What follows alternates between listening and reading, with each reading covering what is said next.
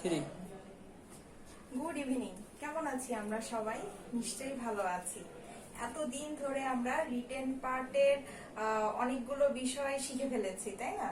আমরা email, SMS, report, তারপরে হচ্ছে সংলাপ, অনেক কিছু শিখে ফেলেছি। তাই আজকে আর রিটেন পার্ট নিয়ে কোনো কিছু বলবো না। আজকে আমরা ব্যাকরণের একটা গুরুত্বপূর্ণ অংশ নিয়ে আলোচনা করব, যেটার নাম হচ্ছে সমাস। সমাস তো আমরা মনে হয় সবাই জানি, তাই না? সমাস আমরা ক্লাস 9-10-এ পড়ে এসেছি। সমাস কাকে বলে, কত প্রকার ও কি কি। তো ইন্টারমিডিয়েটে এতটা সহজ আসবে না যে সমাস কাকে বলে, কত প্রকার ও কি কি। এখানে আসবে সমাস নির্ণয় করো। ঠিক আছে? একদমই ঘাবড়ে যাওয়া যাবে না, তবে একটু মনোযোগী হতে হবে। হ্যাঁ, ব্যাপারটা বোঝার জন্য ঠান্ডা মাথায় তোমাকে বুঝতে হবে, যেহেতু আমাদের অনেকগুলো সমাস, 6টা সমাস, আবার 6টা সমাসের মধ্যে অনেকগুলো ভাগ আছে। তাই সমাস নির্ণয়ের ক্ষেত্রে আমাদের সেই ভাগগুলো জানতে হবে এবং অনেক অনেক পদের সমাসও আমাদের জানতে হবে। তো আমরা ঘাবড়ে না যাই, আমরা প্র্যাকটিস করতে করতে সেটা কিন্তু শিখে যাব। ঠিক আছে? তো সমাস নিয়ে কিছু প্রাথমিক কথা আজকে বলি, পরের দিন থেকে আমরা সমাসের যে গুরুত্বপূর্ণ ব্যাপারগুলো সেগুলো নিয়ে কথা বলবো। আমরা জানি যে সমাস শব্দের অর্থ হলো সংক্ষেপণ, তাই না? একাধিক পদের এক পদের মিলনকেই আমরা কি বলি? সমাস বলি। সমাস শব্দের অর্থ হচ্ছে সংক্ষেপণ। একাধিক পদের এক পদে মিলনকে কি বলে? সমাস বলে। আমরা যেমন একটা উদাহরণ দিই, যেমন ধরো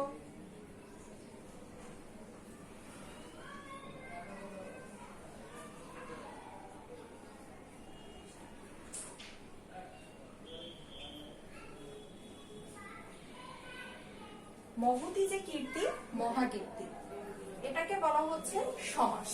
ঠিক আছে? তো আমাদের পরীক্ষায় কি থাকবে? এই পদটা দেয়া থাকবে। তারপরে তোমাকে বলা হবে যে ব্যাস বাক্য সহ সমাস নির্ণয় করো। তাহলে তোমাকে কিভাবে করতে হবে? তোমাকে এভাবে এই মহাকীর্তিটাকে ভাঙাতে হবে। ভাঙানোর পর এটা কোন সমাসের অন্তর্ভুক্ত সেই সমাসের নাম তোমাকে লিখতে হবে। ঠিক আছে? তাহলে এটা আমরা কি জানলাম? এই মহাকীর্তিটাকে আমরা এক কথায় কি বলবো? সমাস বলবো। তাই তো? আমরা কি বলছি সংজ্ঞায়? একাধিক পদের এক পদের মিলনকে সমাস বলে। তাহলে এখানে কি আছে? একাধিক পদ আছে, তাই না? এই যে একাধিক পদ মিলে একটা যে বাক্য তৈরি হলো, এই বাক্যটার একটা নাম আছে।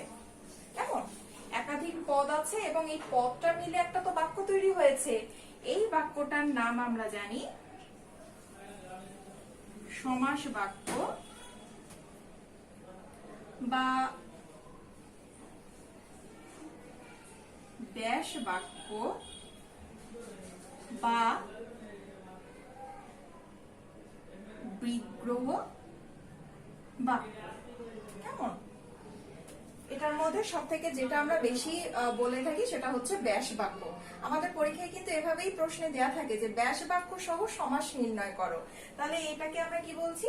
এই যে একাধিক পদ এখানে রয়েছে এবং একাধিক পদ মিলে যে একটা বাক্য তৈরি হলো, সেটাকে আমরা বলছি ব্যাস বাক্য, বিগ্রহ বাক্য বা সমাস বাক্য। এখন এই একাধিক পদগুলো তো একটি পদে মিলিত হয়েছে, এটাকে তো আমরা বলছি সমাস।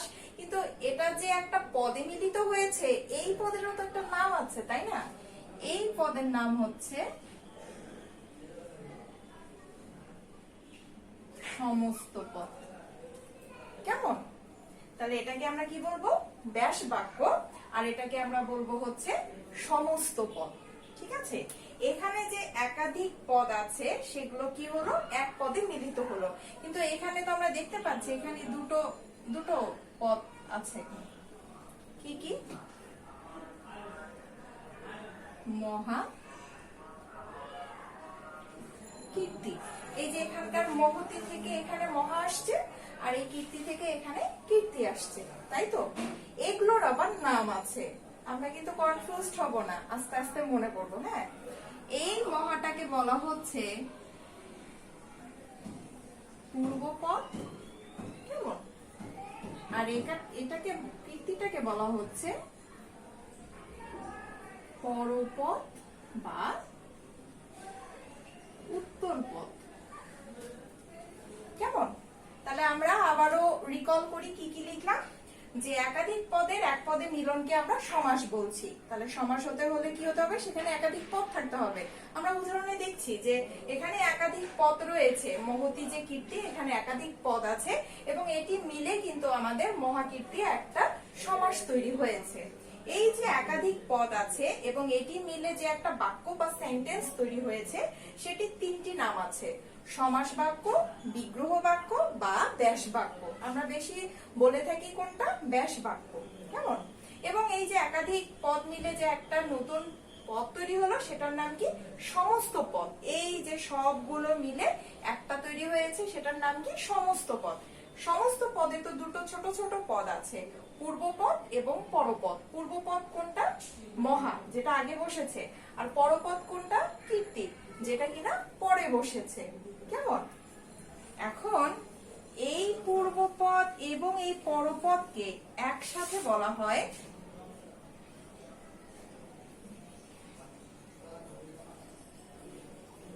সমসমান পদ, কেমন?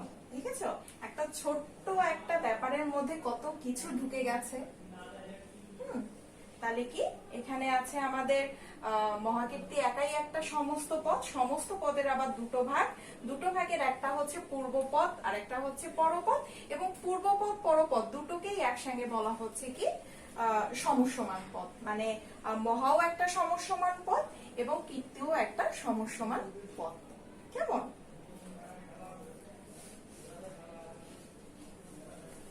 এখন আমরা জানবো যে সমাস কয় প্রকার।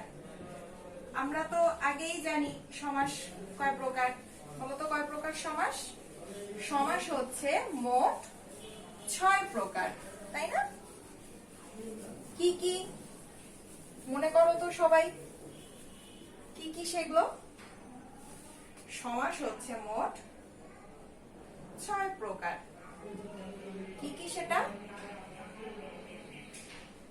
দ্বন্দ্ব সমাস, দ্বন্দ্ব বানান খেয়াল করবে, দুটো দয়ের নিচেই কিন্তু ব আছে, আমরা কিন্তু খুব ভুল করি, এটা একদমই ভুল করা যাবে না। দ্বন্দ্ব সমাস। তারপরে কি বলতো, দ্বিগু সমাস।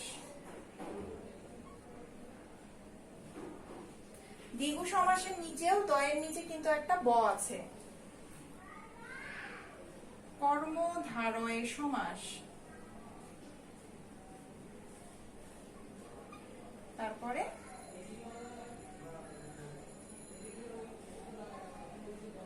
তৎপুরুষ সমাস। তারপরে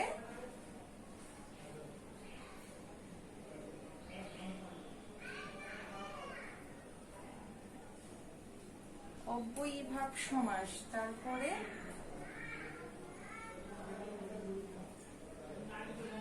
বহুব্রীহি সমাস। দেখো তো কটা হলো, 1 2 3 4 5 6, 2 4 6। তাহলে আমাদের সমাস মোট কতগুলো, 6টি। কি কি? দ্বন্দ্ব সমাস, দ্বিগু সমাস, কর্মধারয় সমাস, তৎপুরুষ সমাস, অব্যয়ীভাব সমাস এবং বহুব্রীহি সমাস। ঠিক আছে, এর বাদেও আমাদের কিছু অপ্রধান সমাস আছে, যেগুলো ওই যে ব্যাস বাক্য সহ সমাস নির্ণয় করতে হয়, তখন আমাদের কিন্তু কিছু আসে। যেমন ধরো প্রাদি সমাস একটি আছে, অলুক সমাস একটি আছে,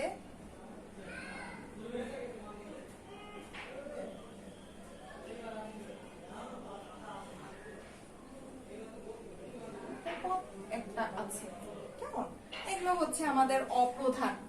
হ্যাঁ, এগুলো আমরা যখন, আরেকটি আছে নিত্য সমাস।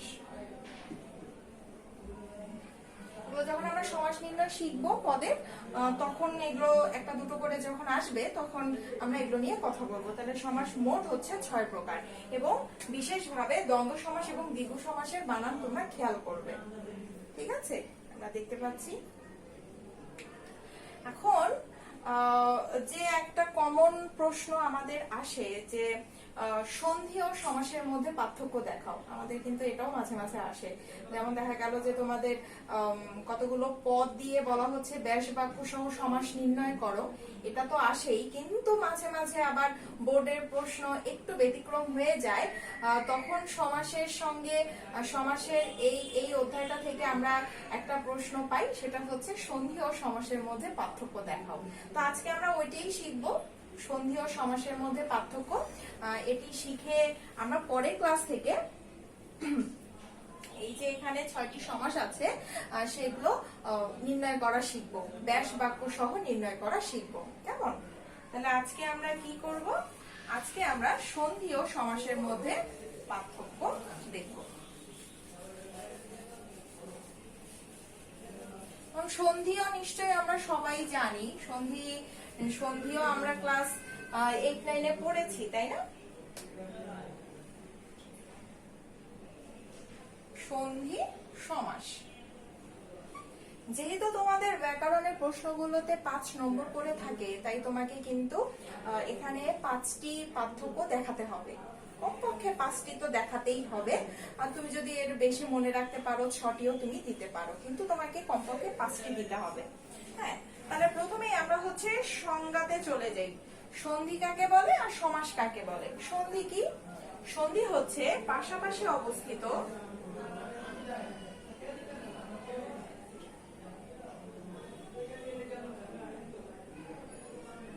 দুটি ধ্বনি বা বর্ণের মিলনকে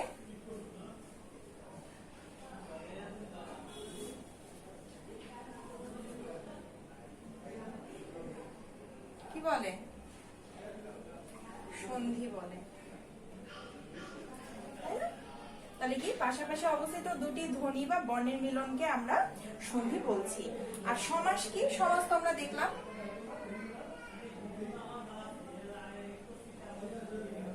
একাধিক পদের এক পদে মিলনকে কি বলে? সমাস বলে। কেমন? এখন আমরা কি দিতে পারি? এখন আমরা উদাহরণ দিতে পারি, উদাহরণ দিয়ে আমরা আরেকটা পার্থক্য দেখাতে পারি এখানে। তাহলে সন্ধির যে উদাহরণ, যেমন ধরো আমরা শুরু করব, লিখব হচ্ছে সন্ধির উদাহরণ।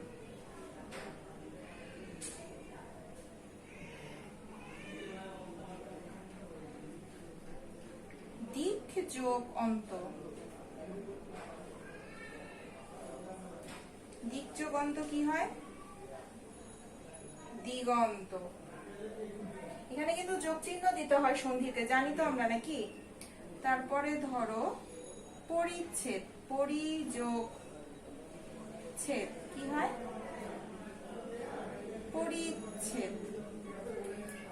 ঠিক আছে, আমরা সমাসের উদাহরণে চলে যাই। সমাসের উদাহরণ আমরা কমন উদাহরণই দেই, যেমন ধরো মাতা ও পিতা, কি লিখবো? মাতা পিতা আমরা ব্র্যাকেটে দিব দ্বন্দ্ব সমাস। কেমন? আরেকটা দিব আমরা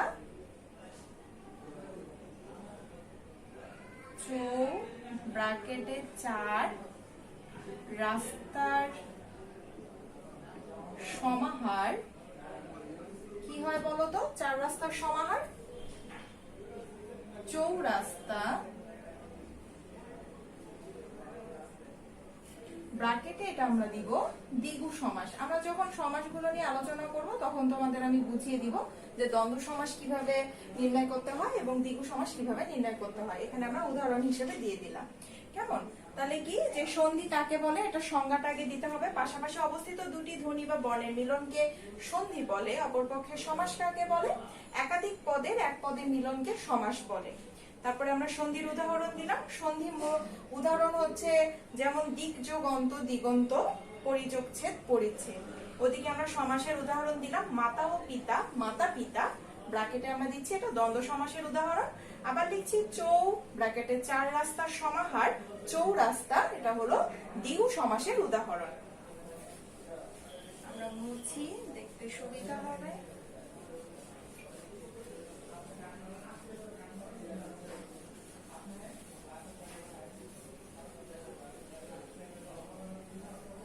এরপর আমরা সন্ধির প্রকার ভেদে চলে যেতে পারি। সন্ধি মোট 3 প্রকার, এটাও আমরা পাঠ্যকে দেখাবো। সন্ধি 3 প্রকার,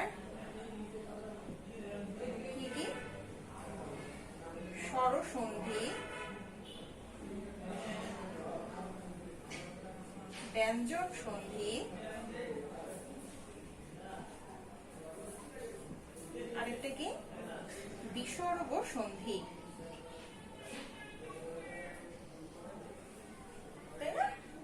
আর এদিকে তো আমরা সমাস জানি, সমাস 6 প্রকার, কিছুক্ষণ আগেই তোমাদের লিখে দেখালাম।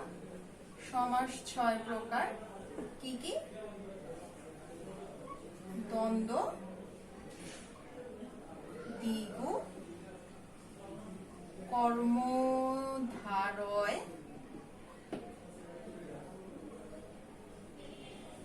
তৎপুরুষ,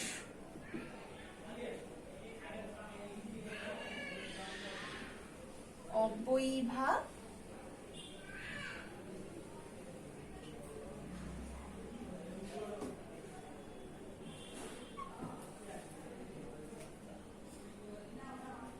এবং বহুব্রীহি।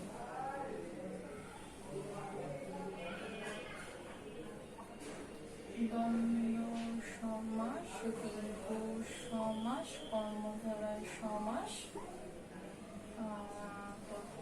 সমাস। কেমন? এটাকেও আমরা পার্থক্যে দেখাবো যে সন্ধি হচ্ছে 3 প্রকার, স্বরসন্ধি, ব্যঞ্জন সন্ধি এবং বিসর্গ সন্ধি। আর অন্যদিকে আমরা দেখাবো হচ্ছে সমাস 6 প্রকার, দ্বন্দ্ব সমাস, দ্বিগু সমাস, কর্মধারয় সমাস, তৎপুরুষ সমাস, অব্যয়ীভাব সমাস এবং বহুব্রীহি সমাস। ঠিক আছে?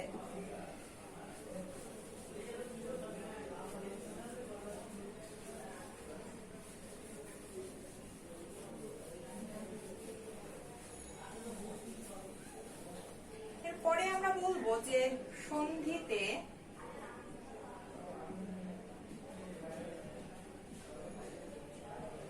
প্রত্যেক শব্দের অর্থ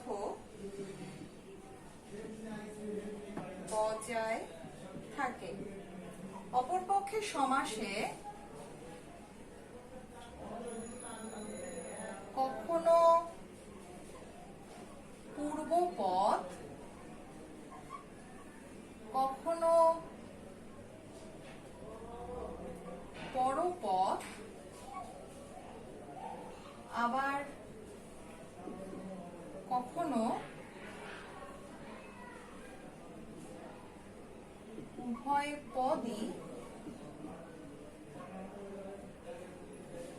প্রাধান্য পায়। তাহলে কি? সন্ধিতে প্রত্যেক শব্দের অর্থ বজায় থাকে, আর হচ্ছে সমাসে কখনো পূর্বপদ, কখনো পরপদ, আবার কখনো উভয় পদই প্রাধান্য পায়। সন্ধিতে দুই বর্ণের মাঝে কি দিতে হয় বলতো? যোগ চিহ্ন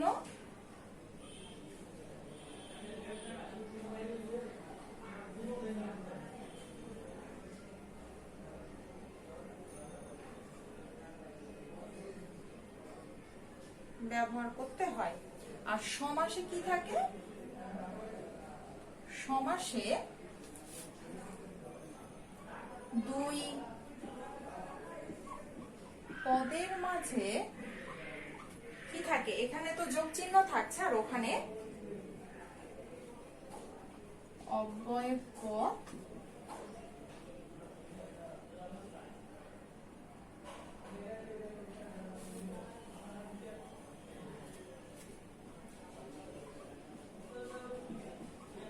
ব্যবহৃত হয়। তাহলে সন্ধির কি হয়, দুই বর্ণের মাঝে যোগ চিহ্ন ব্যবহার করতে হয়, আর সমাসে দুই পদের মাঝে অব্যয় পদ ব্যবহৃত হয়। কেমন? আর একটা আমরা দেখব, আর একটা পার্থক্য আমরা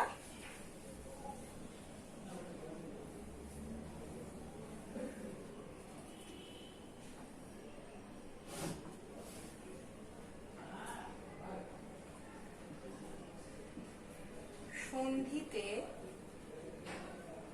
ধ্বনি লোপ পায়। কেমন? আমরা বলছি যে সন্ধিতে ধ্বনি লোপ পায়, আর সমাস মূলত পদ সংক্ষিপ্ত করতে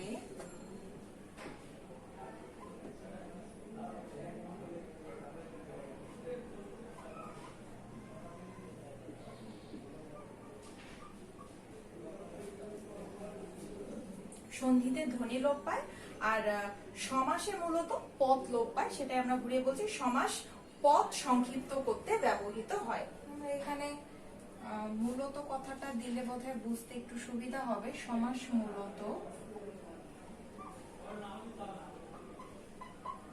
পদ সংক্ষিপ্ত করতে ব্যবহৃত হয়। আমরা এই কয়েকটা সন্ধি ও সমাসের মধ্যে পার্থক্য দেখালাম। কেমন?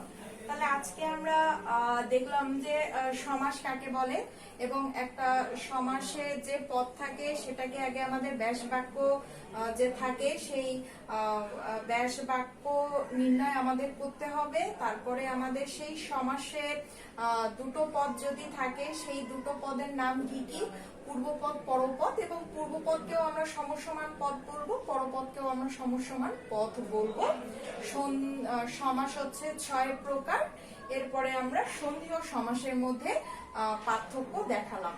কেমন? এর পরের দিন আমরা আলোচনা করব দ্বন্দ্ব সমাস নিয়ে। ঠিক আছে? দ্বন্দ্ব সমাসে যে পদগুলো থাকে পরীক্ষায়, যে ব্যাস বাক্য সহ সমাস নির্ণয় করো, সেই সমাসের মধ্যে যেগুলো দ্বন্দ্ব সমাস স্পেসিফিক ভাবে, সেগুলো নিয়ে আমরা পরের দিন আলোচনা করব। কেমন?